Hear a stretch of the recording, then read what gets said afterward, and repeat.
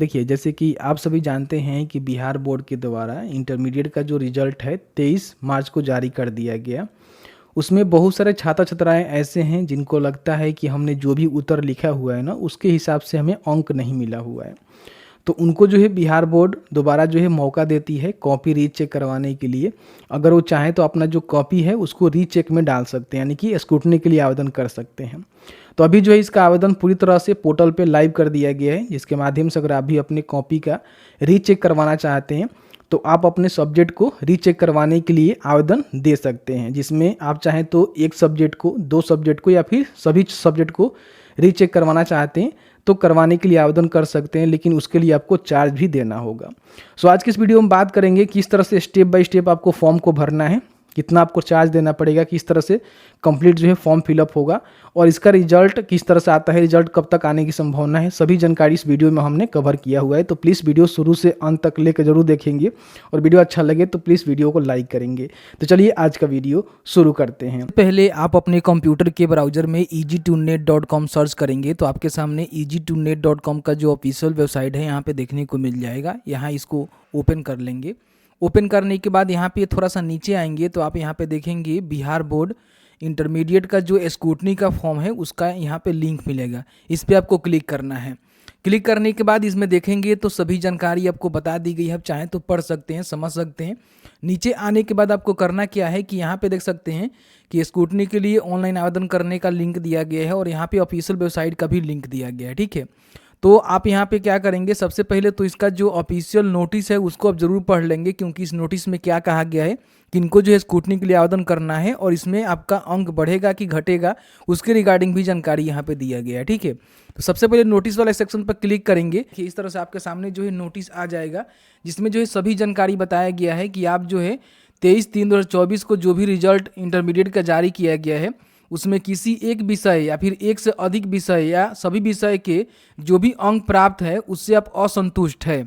आपको लगता है कि हमने जो भी उत्तर लिखा हुआ है उसके हिसाब से हमें अंक नहीं मिला हुआ है, तो उस विषय में आप अपना कॉपी रीचेक के लिए आवेदन कर सकते हैं। स्क्रूटनी का मतलब यही होता है कि आपका जो है कॉपी दोबारा चेक किया जाएगा और उसमें अंक बढ़ सकता है, घट भी सकता है या फिर यथावह भी रह सकता है। तो यहाँ पर देख सकते हैं कि बोला गया है कि इस वेबसाइट के माध्यम से 28/3/2024 से लेकर 4/4/2024 के बीच में आप स्क्रूटनी के लिए आवेदन कर सकते हैं, जिसमें प्रति देख सकते हैं कि जो आपका विषय होगा उसके लिए 120 रुपये का पेमेंट आपको करना होगा, यानी कि एक विषय के लिए 120 रुपये का पेमेंट करना होगा।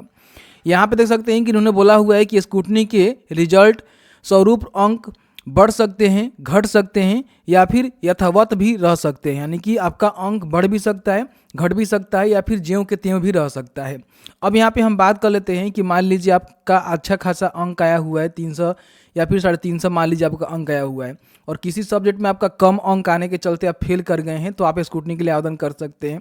या फिर मान लीजिए 1-2 नंबर से आप सेकेंड डिवीजन, फर्स्ट डिवीजन से वंचित रह गए हैं, तो भी आप यहाँ पे आवेदन कर सकते हैं। हो सकता है कि आपका 1-2 नंबर बढ़ जाएगा, तो आप अगर मान लीजिए सेकेंड है तो फर्स्ट हो जाएंगे, थर्ड है तो सेकेंड हो जाएंगे। तो इस तरह से कंडीशन में आप अपना कॉपी रीचेक के लिए आवेदन कर सकते हैं। तो ध्यान रखेंगे, अगर आप करवाना चाहते हैं तो करवा सकते हैं, लेकिन पर विषय आपको 120 रुपये का पेमेंट यहाँ पे करना होगा। इन बातों को ध्यान रखेंगे। ठीक है, अब यहाँ पे हम बात कर लेते हैं कि इसके लिए ऑनलाइन आवेदन करना आपको होगा, तो इसके लिए आप फिर यहाँ पे बैक आएंगे। ठीक है, तो आप यहाँ पे देखेंगे तो आपको जो है ऑनलाइन आवेदन करने का लिंक मिलेगा। तो स्क्रूटनी ऑनलाइन आवेदन करने का जो लिंक है ना, इस पर आपको क्लिक करना है। क्लिक करने के बाद यहाँ पे देख सकते हैं कि इस तरह से आपके सामने आएगा। ठीक है, अप्लाई फॉर स्क्रूटनी का, तो इस पर आपको क्लिक करना है। क्लिक करने के बाद यहाँ पे सबसे पहले तो आपको रजिस्ट्रेशन करना होगा। अब रजिस्ट्रेशन करते समय देखिए क्या क्या आपको देना है। सबसे पहले तो अपना रोल कोड, रोल नंबर आपको इंटर करना है और यहाँ पे पासवर्ड डालकर आपको लॉगिन करना है।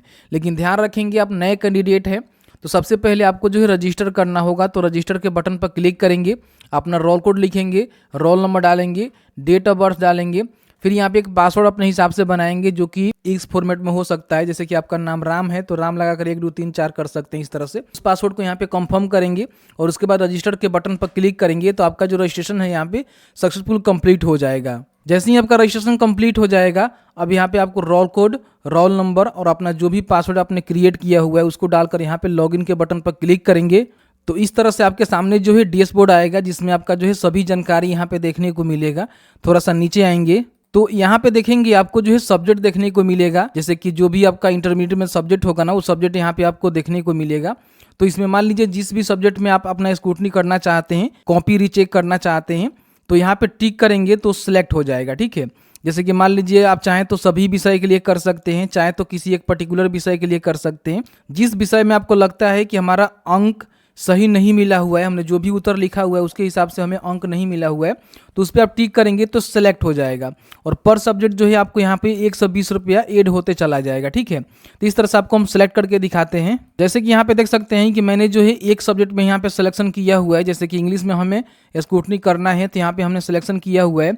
तो देख सकते हैं कि इसका जो फी है ना 120 रुपया बता रहा है। ठीक है, तो इस तरह से जिस भी सब्जेक्ट में आप स्क्रूटनी करना चाहते हैं उसको टिक करेंगे।